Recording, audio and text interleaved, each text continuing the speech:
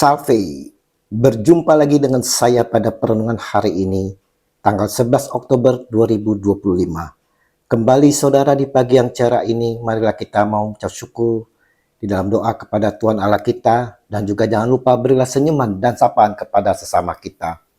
Kita awali perenungan pagi hari ini dengan tanda kemenangan dari Tuhan, dalam nama Bapa dan Putra dan Roh Kudus. Amin. Siapakah yang berbahagia? Bacaan liturgi hari ini diambil dari Nubuat Yoel 3 ayat 12 sampai dengan 21 dan Injil Lukas 11 ayat 27 sampai dengan 28. Kebahagiaan. Saudara-saudaraku yang terkasih, semua orang saudara pasti tentunya mau mencari kebahagiaan. Namun, kebahagiaan bagaimana yang kita cari? Tak dipungkiri dari kita berasumsi kebahagiaan seringkali diukur dengan apa yang kita miliki. Mereka yang hidup dalam kelimpahan, kemewahan, memiliki kedudukan, punya kekuasaan, oleh sejumlah orang akan dianggap bahagia. Ada yang beranggapan mempunyai istri cantik, suami ganteng, perkasa, kaya lagi, pasti akan bahagia.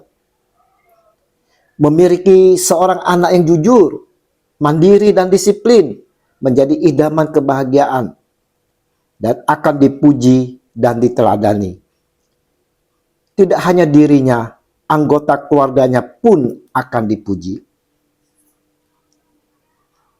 Hari ini, Yesus Kristus Sang Baginda kita mengajarkan kita bahwa yang berbahagia bukanlah berdasarkan kekayaan materi atau status sosial, melainkan mereka yang memiliki kedekatan dengan Tuhan, mendengarkan dan melakukan firman-Nya, serta menghidupi nilai-nilai kerajaan Allah seperti membawa damai dan mengasihi sesama.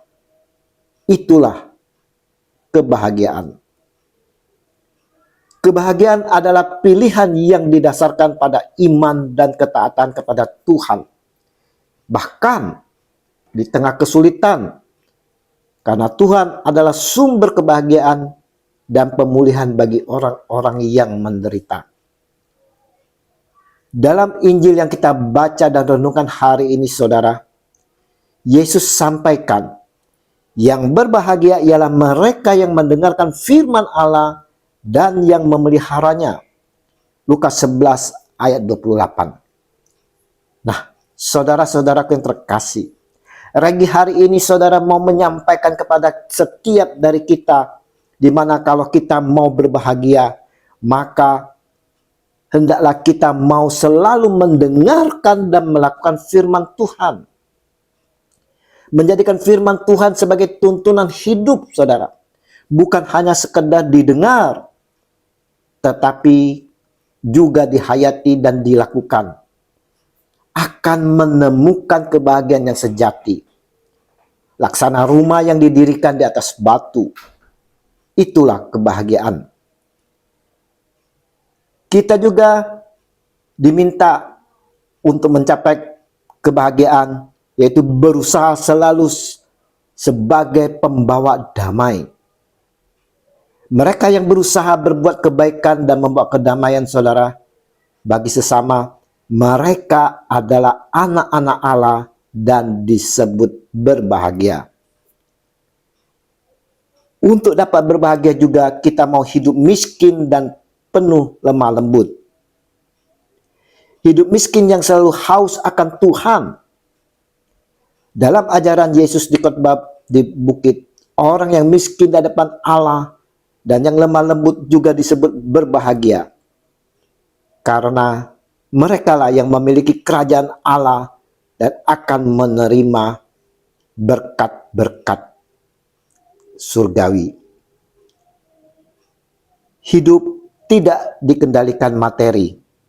Mereka yang merasa cukup dan tidak terikat oleh hasrat materi yang tak pernah puas, sehingga hidup mereka tidak dikendalikan oleh kekayaan, melainkan oleh Tuhan. Itulah ciri-ciri orang berbahagia. dan selalu berjuang dalam kebenaran.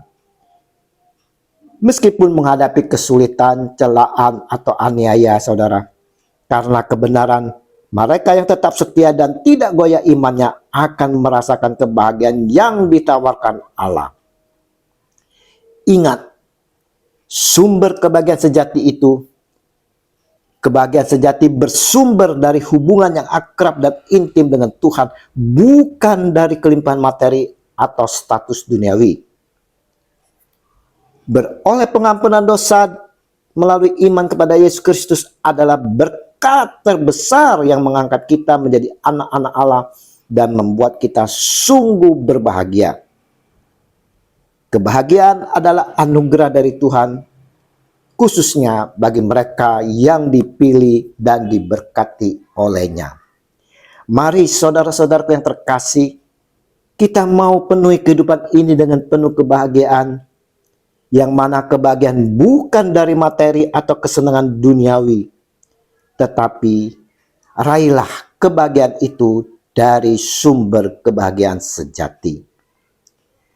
Terpujilah Kristus Yesus, sang sumber kebahagiaan sejati, yang selalu memancarkan kepada kita yang dekat dan setia mengikutinya, kini dan sepanjang segala abad. Amin. Dalam nama Bapa dan Putra dan Roh Kudus. Amin. Shalom Aleichem.